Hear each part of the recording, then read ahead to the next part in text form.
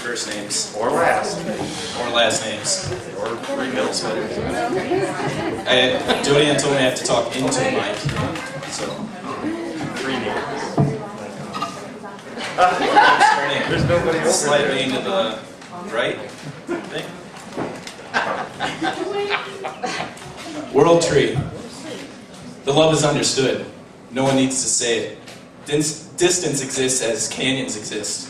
And there are times where I forget we are related, connected by blood and ilk. So different and similar, our lives, our tracks, our paths, it would be hard to find where we diverged, and easier to admit that we are parallel. People tell me of their mothers and brothers, sisters and fathers, faces in a familial crowd. How Fido and Johnny played round the old oak tree on a Tuesday night which threatened Johnny's bedtime. How Papa had to ask Opa for Mama's hand in marriage. And I just can't help thinking, damn, this is annoying. Because most of us have those stories, anecdotes about how important it is to value family, as if they were air to breathe. A subjective sense of self, relying on strings attached to similar fingers, forcing us to remember where we come from and who we belong to. That red blood is thicker than clear water. As if the viscosity of fluids is some predictor, some indication of the quality of relationships, of kinships, of friendships. And if that is so, then isn't golden honey so much thicker than red blood? And so much sweeter still? And to follow the logic of that old adage, one must admit that it is better to associate with the baker's daughter. Do not get me wrong, do not pin me down based on my wanderings and ponderings on the nature of these things. For I too possess a beating heart and a need for connection.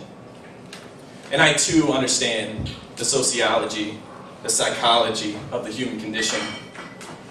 But for some who speak of values and love, it seems rather a cry of anguish, of fear, of death, of existence, as if one would cease to be or not to be if one were to forget their family. As if forgetting warm eyes and calm voices means you are no longer connected. As if amnesia could prompt your death. And what about the black-haired boy with black eyes poured from a bottle of whiskey? Or the brown-eyed girl with bruises in places a bathing suit would cover? What has family done for them except give them pain and shame? Except abuse and refuse them the knowledge of love? And maybe while being stripped of clothes, they were being stripped of life as well. Maybe the definitions and connotations of family are too strict. Maybe water can be blood, and certainly honey too. Maybe a family can be a single mother, or a single father, or two mothers, or two fathers, or two lovers who had just met under the old oak tree where you first heard of Johnny. Why can't it be thought that we are all of us one blood, one family, one humanity, united by diversity, holding different and similar hands? That factions and creed, race and religion, language and culture hold no sway over the heart of man. Canyons would be bridged, greater stories told, all around this old oak tree. Yeah!